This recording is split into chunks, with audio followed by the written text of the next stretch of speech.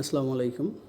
আজকে আপনাদেরকে একটা বিষয় দেখাবো। সেটা হচ্ছে ফেসবুকে অ্যাড দেওয়ার পরে আমরা টার্গেট অডিয়েন্সগুলোকে কীভাবে আলাদা লিড স্টেজে রাখবো। সেটার জন্য হচ্ছে আমরা আমাদের ফেসবুক পেজে গেলাম।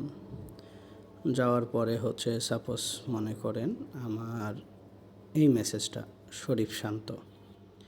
সে আমাকে আমার কাজ বিষয় জিজ্ঞেস করছে যে তার ইন্ট্রো ভিডিও লাগবে। তার সাথে মোটামুটি একটা কথা, কনভারসেশন, মেসেজ সব কিছু হয়েছে। তার মানে কি সে মোটামুটি কোয়ালিফাইড বা কি সেটা আমি আপনাদেরকে দেখাইতেছি।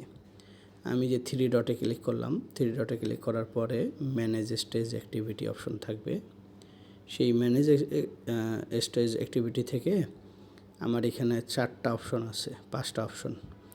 ইনটেক মানে যেটা এখনও লিডটাকে আমরা কোনো কিছু বলি নেই, সেটা হচ্ছে ইনটেক। আর কোয়ালিফাইড মানে তার সাথে যদি আপনার কিছু কনভারসেশন হয়, কথা বলা হয়, সে হচ্ছে কি আপনার কোয়ালিফাইড মানে সে নিতে চাচ্ছে, হয়তো দাম বেশির কারণে বা কম বেশির কারণে চলে যাচ্ছে, সেটাকে আমরা কোয়ালিফাইড মার্ক করব। আর কনভার্টেড কি, যে হচ্ছে আপনার কাছ থেকে অলরেডি কিনে ফেলছে, হ্যাঁ, যে অলরেডি আপনার কাছ থেকে কিনে ফেলছে বা যে আপনার অর্ডার কনফার্ম করছে, তাকে আমরা কনভার্টেড দিব।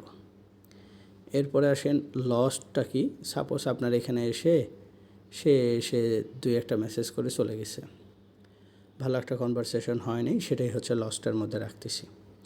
এরপরে আসেন নট কোয়ালিফাইড। আপনি অ্যাড দিয়েছেন হচ্ছে কিসের, যে আমরা অ্যাড দিয়েছি আমরা ইন্ট্রো ভিডিও সার্ভিস প্রোভাইড করি। অ্যান্ড কেউ এখানে এসে বললো যে ভাই আপনার পেজে লাইক লাগবে কি না, ভাই আপনার রিভিউ লাগবে কি না। তারপরে একজন লয়ার এসে বা মানে বিভিন্নজন মার্কেটিং করে, সেটাকে আমরা নট কোয়ালিফাইড দিলাম। এখন এটা দেওয়ারও সুবিধাটা কী বা বেনিফিটটা কী সেটা একটু বলি। যদি আমরা এখানে নট কোয়ালিফাইডটা দেই, তখন কি হবে, ওই ধরনের পার্সনদের কাছে আমার অ্যাডটা দেখাবে না। সেমভাবে যদি লস্টটাও দিয়ে রাখি, ওই ধরনের পার্সনদেরকে আমাদের এই অ্যাডগুলো আর দেখাবে না। কনভার্টেডে দিলে এই ধরনের লোকটা আমার টার্গেটেড, তখন এদের কাছে পৌঁছাবে। কোয়ালিফাইডটাও সেম, মানে এই ধরনের যারা আছে তাদেরকে, এই ক্যাটাগরির যারা যেসব পার্সন আছে তাদের কাছে আমার এই অ্যাডটা পৌঁছাবে। তো আমি এই কারণে এখানে কোয়ালিফাইড দিচ্ছি। আপনি চাইলে কনভার্টেড দিতে পারেন, দেওয়ার পরে সেভ দিবেন, বা কোয়ালিফাইড দেওয়ার পরে আমরা সেভ দিব। সেভ দিলেই আমার কাজটা হবে।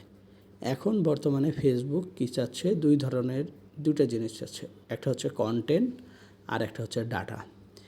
যখন আপনি এইভাবে ডাটাগুলা দিতেছেন, তখন আপনার এই ডাটাগুলো সেভ থাকতেছে, মানে এরাই হচ্ছে আপনার টার্গেট অডিয়েন্স।